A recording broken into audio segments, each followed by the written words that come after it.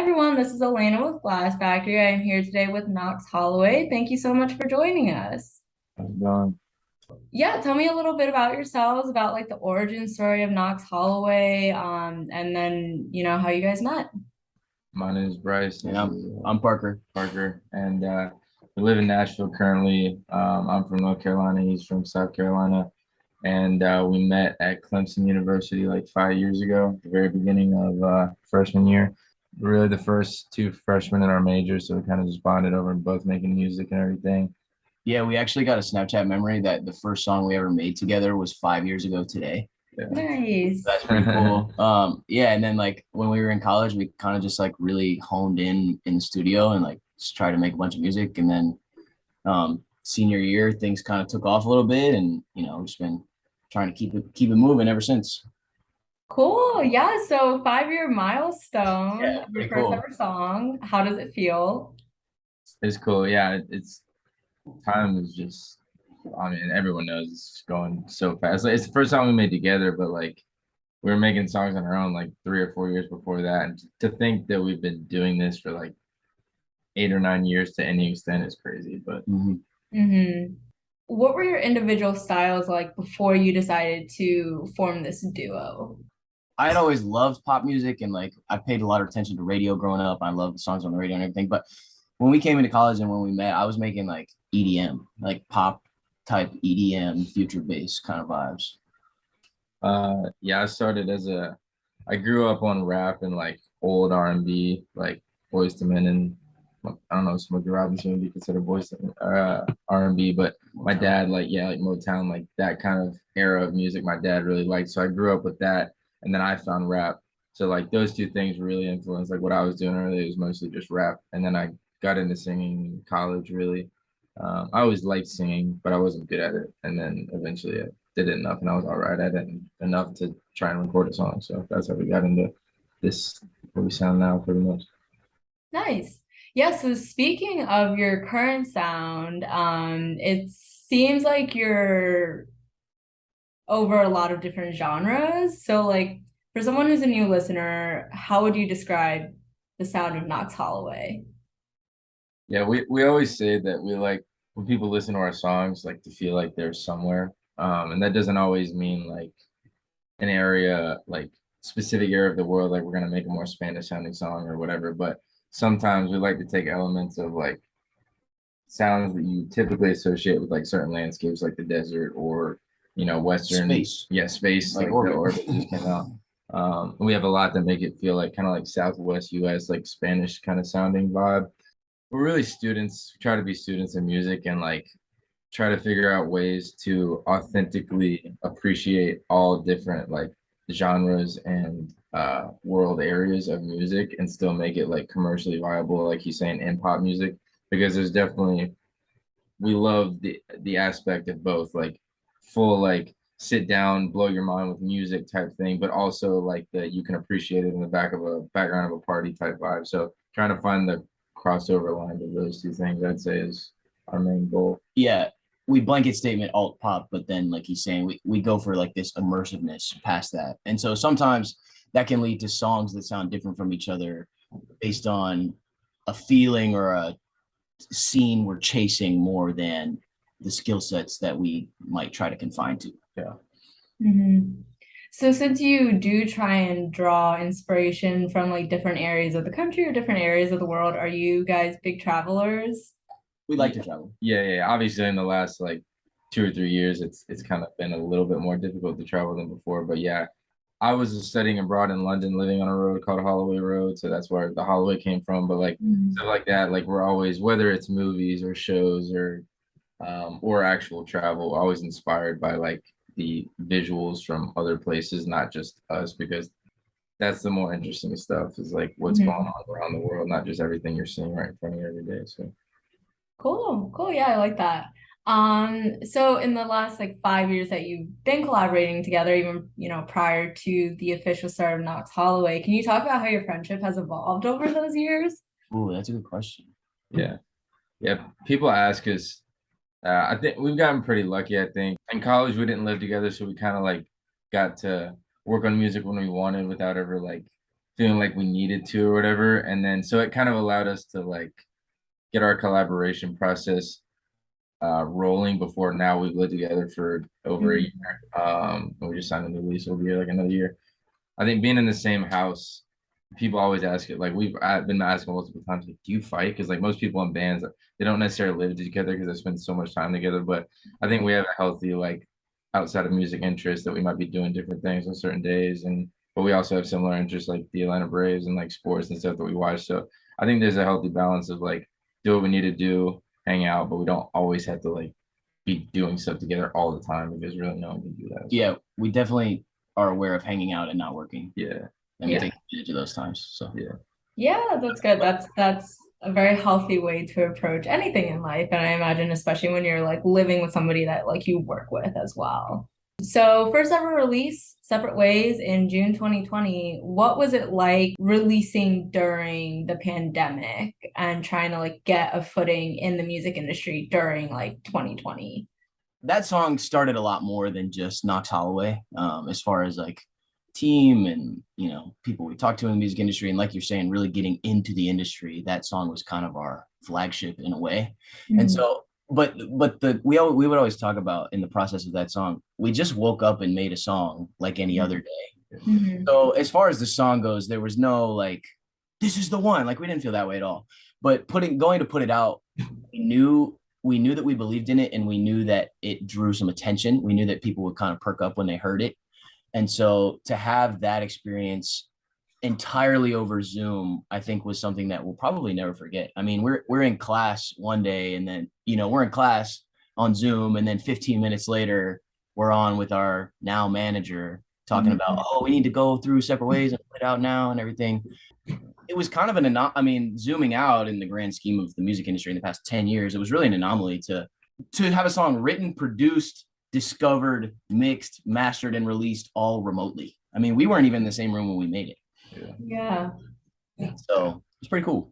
Cool. How do you think that there are things that you learned from that process that you'll be incorporating into your like songwriting and production moving forward, or like the remote process you're talking about? Sorry? The remote process, you mean? Like yes, yeah. 100%. Yeah, I mean, like we were saying, right now we live together, so it's like the complete opposite of that situation. But there were a lot of obviously bad things going on at the time, but one of the best things that came out of it for us was like realizing that there really were no barriers as far as like making music, because you think it is such a collaborative process, and that's a great part about it. But when worse comes to worse, nothing has to slow down. And so it's like even when we're like, like this weekend I was out of town, or we're both out of town, and we're like, sending voice notes back and forth. And it's like, now we don't need to do that, but because we know that we can, we do without even thinking about it now. Just to like always, like if one of us out of town for a few days, it's like there's still the snowball doesn't slow, it's still going. So I think definitely just I don't want to say comfort, but just the like knowing that nothing has to slow down ever is like a nice feeling, because then you don't feel behind if you're going to be out of town or whatever. 100%. So yeah, it's like you have access to so many things at so many different times, and like that connectivity is really positive. So can you talk about what your creative process looks like when you're putting together a song? Like, given the different like sounds that you're exploring from like your last couple of singles, so like Machinery, Pink Cadillac, and Orbit, like they all have like pretty different sounds, but they all have very much like the same like thematic like lyricism and everything. So do you like try and come up with the lyrics first? Do you try and come up with the instrumental? Like, which one do you do first, and like what does that creative process look like for you? So the way that we normally approach is we usually start with a loop, like a 4-bar instrumental, like chord progression implied, some type of melody, something that is immediately you hear, and Bryce is really good about being like, oh, I like that, and he starts singing to it. And then I would say melodies come after that, and we decide on drums pretty quickly to get our rhythmic structure going, and then lyrics kind of happen right with the melodies. Yeah, on that note, I would say like I don't know if it's necessarily contrary to popular technique, but I wouldn't say we've never started with a lyric, because that's definitely not true. But most of the time, I like to feel how the song feels before I decide on a lyric, because then you get into a weird territory of like you're talking about this thing, but the track doesn't necessarily feel like that. So like I like to always, like he's saying, like if we're starting with a loop, if this loop sounds good, the song can sound good. To me, that's the way I think we both look at it, but that's the way I look at it is that like if this loop is good in its simplest form, then whatever we build on top is going to be good. With a lyric, it can sometimes go the other way because you can sometimes be talking about something that doesn't necessarily sound like what your ears are hearing. So like you said, most of the time, and like the other day, sometimes it's we have this thing. Let's see if we can build a song around it. Like he comes from a drumline background. That's an understatement. He's like world class drumline and all that. But he has like drumline recordings that he did as a project in college, and they're just on his laptop. So we're like, let's like pull those out and see if we can start a song. And we built a whole song around like Yeah, we drumline for the first time in years we started a song with drums, you know, and then it was kind of this moment of, well, what notes are we going to put over it? So then we brought in the guitar, and then that kind of sparked the rest of the song. And that's the thing of like worldly stuff is sometimes it's like it would be cool to try and incorporate that into a pop song. And I would say that's the sentence that we think of most. How can we like incorporate this into a pop song? So, yeah, that was a little long-winded, but yeah. No, I think that was a great explanation. I mean, just like trying to figure out how can you make the things that like you find appealing in terms like sonically appealing more accessible to a wider audience. Yeah, and actually one thing I was going to add to this is I think that we talk about different tempos and ranging different sounds and feels sonically from song to song, but I think what's important like for maybe new listeners is that the realization that it comes from our minds is kind of the continuity, you know, like the creativity that we have and what we bring to songs is what connects them no matter how different they may sound. Yeah, very cool. Talking about the creativity, I know that you know, again, speaking on like the experience that you try and have your listeners go through, you not only are like very focused on like obviously the sound of your music, but you also are like thinking of like what complementary media can also be released. So what is like your, and I know, you know, Knox Holloway has only officially been around since like 2020, but you've been working together for a while, but like what's your vision for Knox Holloway? Like what do you want your brand to ultimately look like for like a listener? Yeah, we're in a beautiful period of time where that's still like we feel like we are in control of what we're doing, but that's still pretty open-ended.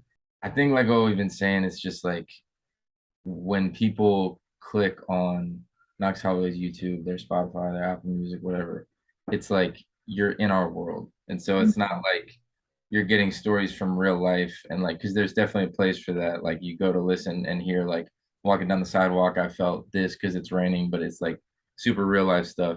But when you click on our stuff, we want you to feel like it's a complete escape from a world like why people like Marvel movies, why people like Game of Thrones, why people like stuff like that. It's like when you go watch, you're putting yourself into that world. And so, like you said, it's like the songs are gonna sound different. We try to never make the same song twice. And like 2 years from now, we're gonna look back and be like, oh, why did we never do this before? But like we feel good where we're at now. So I think overall, it's just when you click on us, we want you to feel like you're on a journey with us and like you're in a world, you're a character in your story, and you're like listening to what we're saying, you're applying it to yourself, you're interpreting it how you want to, because everything is not super specific.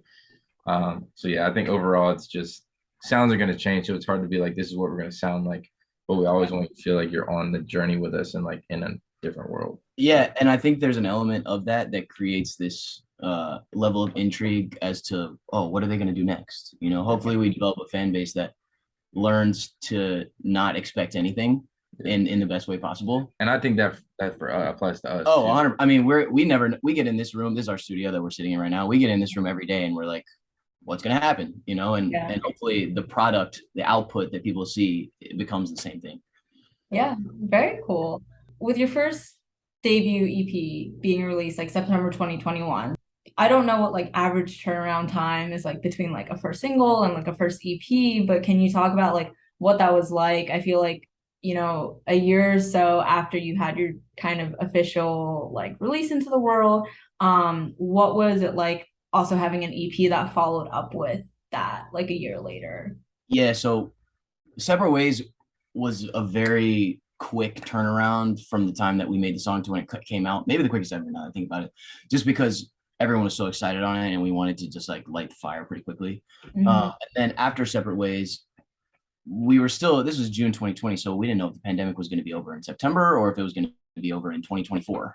So it kind of became a little bit of a waiting game, as far as like we wanted to be able to play shows and we wanted to be able to like really market the brand organically and in the way that people are comfortable with, you know, before the pandemic. And so I think there was a little bit of like, where do we go next? Do we wait to get, you know, more backing? Do we just go? So meanwhile, this whole time we're making music, right? So songs like Audrey came the fall of 2020. Sapphire we had made right after Separate Ways. Like that whole year and 3 months, I guess, between Separate Ways and EP release was a matter of getting the right song and the product we believe in, and then figuring out how we can film videos and market it and package it in a way that felt like the right time in September 21. And then between September 2021 and now, you know, you've had a slew of like recent singles. So like, what have been some highlights in this like past, you know, year between your EP and then now with your more recent singles? Yeah, there's been a lot of cool stuff that's happened. As far as the songs, I think the video process was pretty sick. 100%. If you go and watch the YouTube videos, there's obvious connections in them, and so we decided on a group of 5 songs that we had before the first video was filmed, and This was right after the release of the EP. yeah. And so we have these songs that we feel good about, and we're like, okay, there's a storyline. What order does the story happen, and how do we connect them? And so we decided on that. We decided on the order well before Parachute came out, which was the first one. And then once we had the story, we're like, okay, this is what we want the videos to look like. Here's how we're going to connect them. So that was a really fun process, because it almost feels like with every release, there's been like another added layer of this is new, but it's still like what we're doing, because there wasn't a storyline really with the If Only the World Didn't Spin So Much, which that doesn't always have to be. But then Separate Ways obviously by itself. The EP was just a collection of songs, kind of like I was getting to Nashville even before Nashville, but like really like coming into our own as musicians a little bit. And then now it was like, okay, we feel good about the music we're making. How can we take it a step further with the story and with these videos? And like we have more attention now than we did. So maybe some people will care about this. If they don't, hopefully they just like the music. But if they do, there's so much more to get into as a fan if you're clicking on a YouTube, like I was saying. Yeah, I think the videos is probably the coolest part. Because we love making songs. We make songs, you know, every week. But as far as like taking those visions we talk about when we're making them and then watching them come to life, whether we're in Palm Springs running around with a pink Cadillac or we're on set of a green screen and we see it 2 months later and it looks like a different planet, you know? Yeah. That's just all like every aspect of that is always a blast.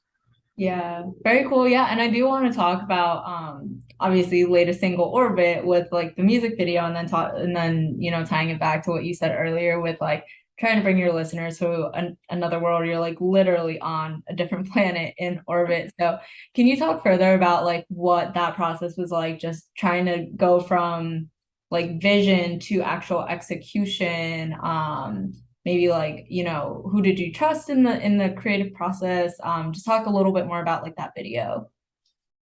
Yeah, so we did all 5 videos with incredible director named Jimmy Fisco and his DP, director of photography, Ryan Moore. And for 4 of the videos, Parachute, Cry Neon, Machinery, and Orbit, there was like a crew. And then for Pink Cadillac, it was just us 4 in Palm Springs, just driving around, shooting random stuff.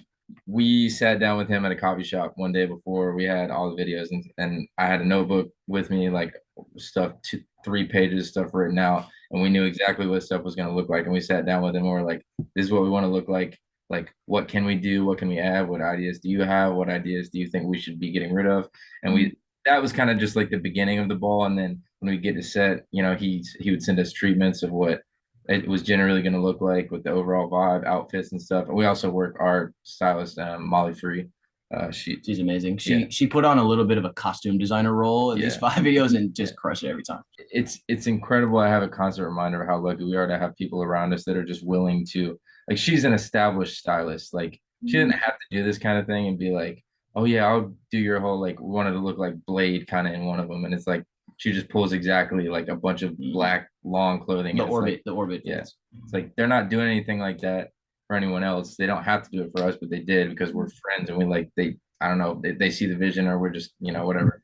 But Yeah. yeah, we just had a group of people around us that like believe in what we're doing, and that's another thing I feel like, especially being in Nashville, like we're always never sacrificing like the quality of what we're doing, but always being aware of like trying to do something different. And I think people around us kind of feel the same way when we work together. It's like we're doing something that's like its own thing. It's not twisted version of this or just a little bit different version of this. It's like our own thing. And so when we feel like we're in our own situation working on it.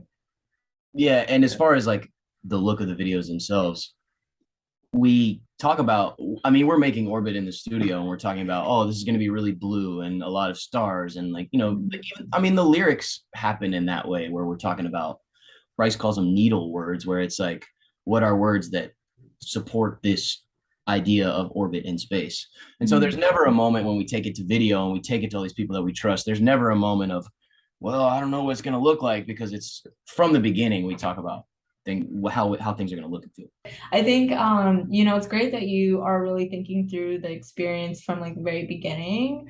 Because I think that sometimes you just don't get that, especially with a lot of pop these days. Is I feel like you don't get artists who are so like meticulous about like what do I actually want this song to like look and feel like.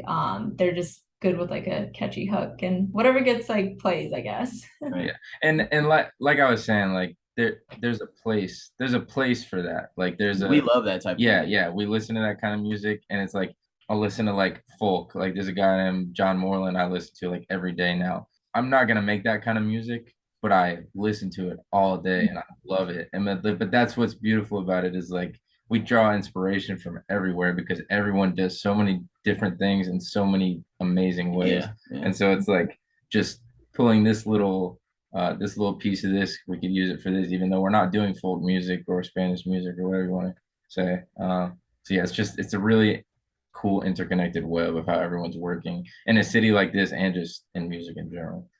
Yeah.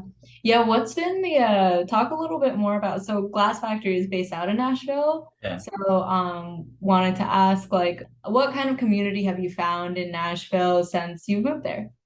Yeah, honestly, there are a lot of people that we love here and trust, and some of them are musicians and we end up in the studio with them, and others of them are just people we like and we went to college with them or whatever. Like country music is still king in Nashville. There's a lot of young artists that we believe in that are mad talented, that we appreciate each other, I would say, which is always good to have like a little bit of a competitive edge. I think we get inspired by, I mean, we come from athletics backgrounds. We grew up playing sports. So Yeah. there's that competitive nature, knowing that everyone in your circles are out working, trying to get better today is always motivating.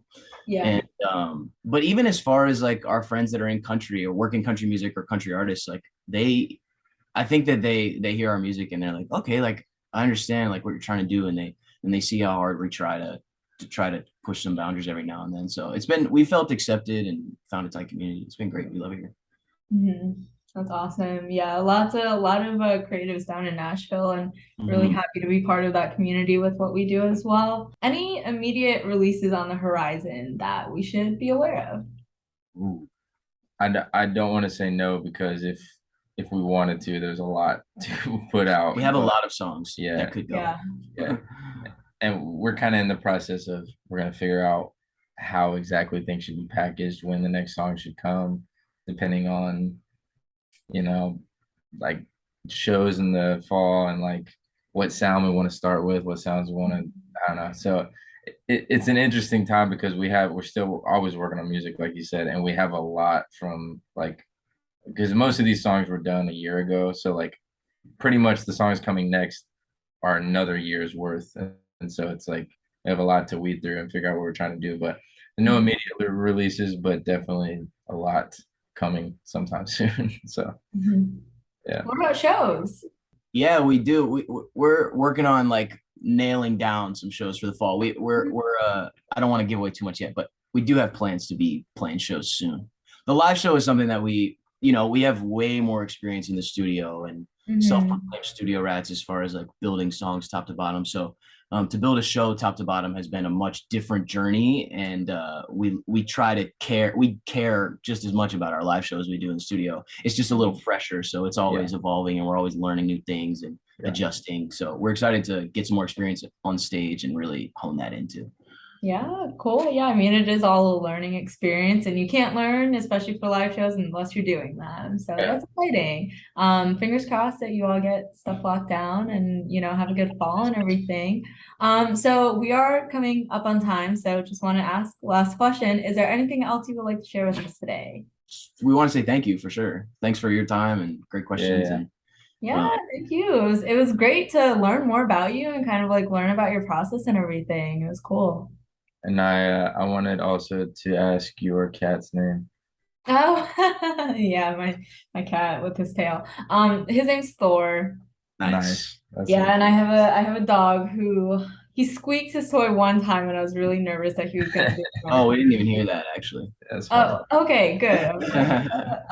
But yeah, his name's Loki, so I have a Thor and a Loki. I love Nice. it. Love it. Big Marvel. Yeah, I don't know if else. Let me see if my dog will get up here because here we go. This is Loki. Oh Loki. what a G. Love it. And the name is fitting too. It got the look. I agree. Yeah, all of my friends when they meet him, they're like, he's such a little ham because he's like a smaller dog, but he's such a weird shape. And That's- yeah, it's hard to do anything without these two. yeah, Totally. I can imagine. Awesome. Well, thank you both. Enjoy the rest of your day. Thanks, Elena. Yeah, Have a good one. All right, bye. Peace.